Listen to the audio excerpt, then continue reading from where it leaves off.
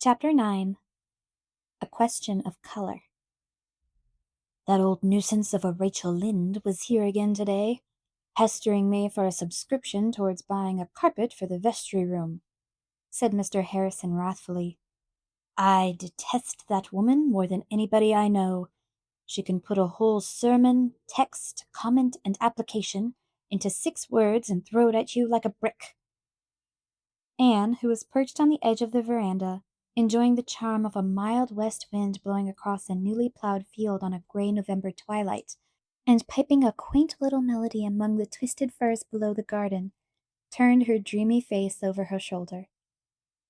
The trouble is, you and Mrs. Lynde don't understand one another, she explained. That is always what is wrong when people don't like each other. I didn't like Mrs. Lynde at first either, but as soon as I came to understand her, I learned to.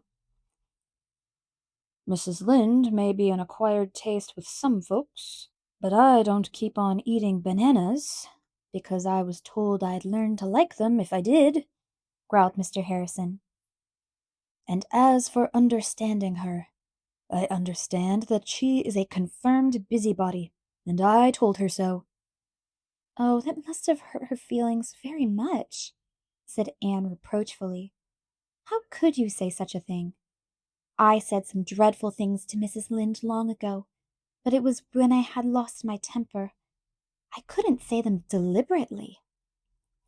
It was the truth, and I believe in telling the truth to everybody. But you don't tell the whole truth, objected Anne. You only tell the disagreeable part of the truth. Now you've told me a dozen times that my hair was red, but you've never once told me that I have a nice nose.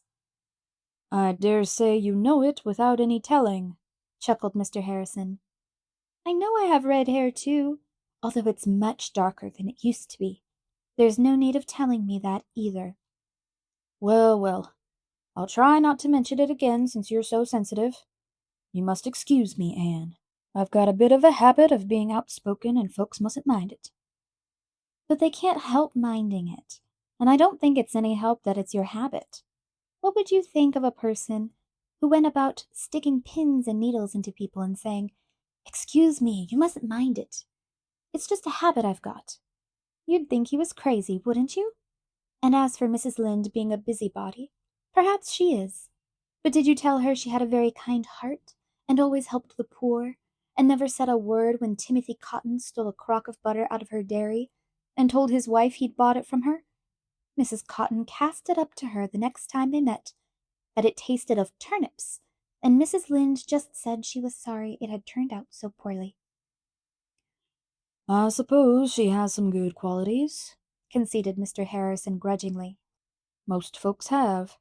I have some myself, though you might never suspect it. But anyhow, I ain't going to give anything to that carpet. Folks are everlasting begging for money here, it seems to me. How's your project of painting the hall coming on? Splendidly. We had a meeting of the AVIS last Friday night, and found out that we have plenty of money subscribed to paint the hall and shingle the roof, too. Most people gave very liberally, Mr. Harrison. Anne was a sweet-souled lass, but she could instill some venom into innocent italics when occasion required. What color are you going to have it? We have decided on a very pretty green. The roof will be dark red, of course. Mr. Roger Pye is going to get the paint in town today. Who's got the job? Mr. Joshua Pye of Carmody. He has nearly finished the shingling. We had to give him the contract for every one of the Pyes, and there are 4 families, you know, said they wouldn't give a cent unless Joshua got it. They had subscribed $12 between them, and we thought that was too much to lose, although some people think we shouldn't have given in to the Pyes. Mrs. Lynde says they try to run everything. The main question is, will this Joshua do his work well? If he does, I don't see that it matters whether his name is Pie or Pudding. He has the reputation of being a good workman, though they say he's a very peculiar man. He hardly ever talks. He's peculiar enough all right then, said Mr. Harrison dryly, or at least folks here will call him so. I never was much of a talker till I came to Avonlea, and then I had to begin in self-defense, or Mrs. Lynde would have said I was dumb and started a subscription to have me taught sign language. You're not going yet, Anne?" "I must. I have some sewing to do for Dora this evening. Besides, Davy is probably breaking Marilla's heart with some new mischief by this time.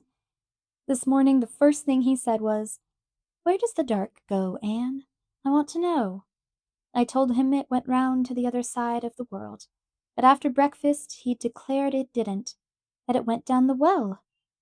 Marilla says she caught him hanging over the well box 4 times today trying to reach down to the dark." "He's a limb," declared Mr. Harrison. "He came over here yesterday and pulled 6 feathers out of Ginger's tail before I could get in from the barn. The poor bird has been moping ever since. Those children must be a sight of trouble to you folks." "Everything that's worth having is some trouble," said Anne, secretly resolving to forgive Davy's next offense, whatever it might be, since he had avenged her on Ginger. Mr. Roger Pye brought the hall paint home that night, and Mr. Joshua Pye, a surly, taciturn man, began painting the next day. He was not disturbed in his task. The hall was situated on what was called the Lower Road. In late autumn this road was always muddy and wet, and people going to Carmody traveled by the longer Upper Road. The hall was so closely surrounded by fir woods that it was invisible unless you were near it. Mr. Joshua Pye painted away in the solitude and independence that were so dear to his unsociable heart. Friday afternoon he finished the job and went home to Carmody. Soon after his departure, Mrs. Rachel Lynde drove by, having braved the mud of the Lower Road out of curiosity to see what the hall looked like in its new coat of paint. When she rounded the spruce curve, she saw. The sight affected Mrs. Lynde oddly. She dropped the reins, held up her hands, and said, "Gracious Providence!" She stared as if she could not believe her eyes. Then she laughed almost hysterically. "There must be some mistake. There must. I knew those Pyes would make a mess of things." Mrs. Lynde drove home, meeting several people on the road and stopping to tell them about the hall. The news flew like wildfire. Gilbert Blythe, poring over a textbook at home, heard it from his father's hired boy at sunset, and rushed breathlessly to Green Gables, joined on the way by Fred Wright. They found Diana Barry, Jane Andrews, and Anne Shirley, despair personified, at the yard gate of Green Gables, under the big leafless willows. "It isn't true, surely, Anne?" exclaimed Gilbert. "It is true," answered Anne, looking like the muse of tragedy. "Mrs. Lynde called on her way from Carmody to tell me. Oh, it is simply dreadful. What is the use of trying to improve anything?" "What is dreadful?" asked Oliver Sloane, arriving at this moment with a bandbox he had brought from town for Marilla. "Haven't you heard?" said Jane wrathfully.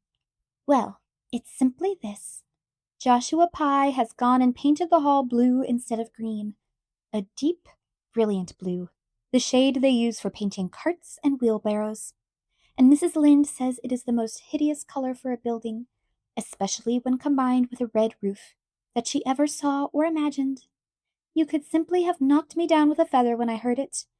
It's heartbreaking after all the trouble we've had." "How on earth could such a mistake have happened?" wailed Diana. The blame of this unmerciful disaster was eventually narrowed down to the Pyes. The improvers had decided to use Morton Harris paints, and the Morton Harris paint cans were numbered according to a color card. A purchaser chose his shade on the card and ordered by the accompanying number.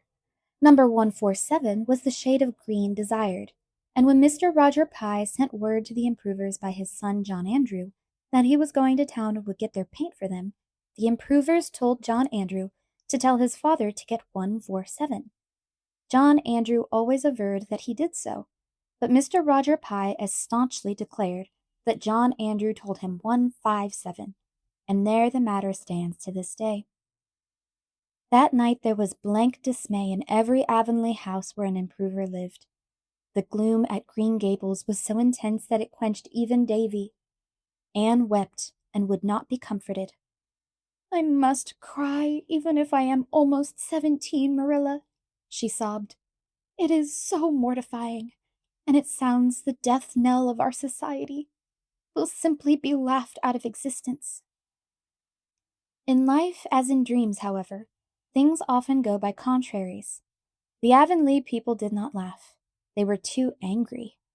Their money had gone to paint the hall, and consequently they felt themselves bitterly aggrieved by the mistake. Public indignation centered on the Pyes. Roger Pye and John Andrew had bungled the matter between them, and as for Joshua Pye, he must be a born fool not to suspect there was something wrong when he opened the cans and saw the color of the paint.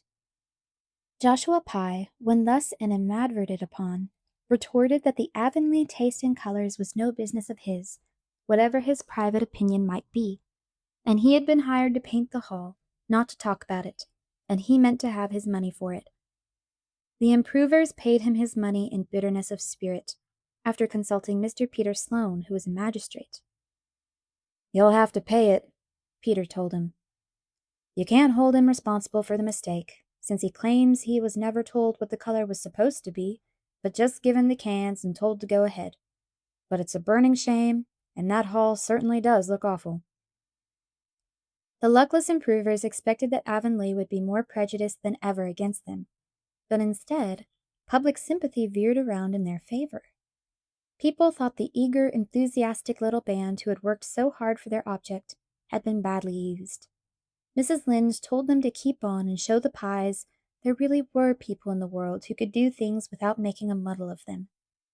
Mr. Major Spencer sent them word that he would clean out all the stumps along the front road of his farm and seed it down with grass at his own expense.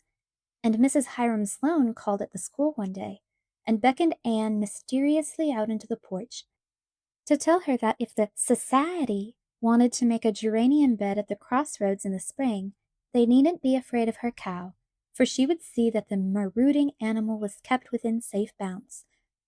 Even Mr. Harrison chuckled, if he chuckled at all, in private, and was all sympathy outwardly.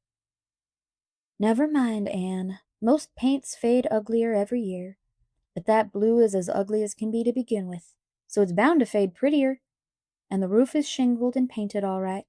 Folks will be able to sit in the hall after this without being leaked on. You've accomplished so much anyhow."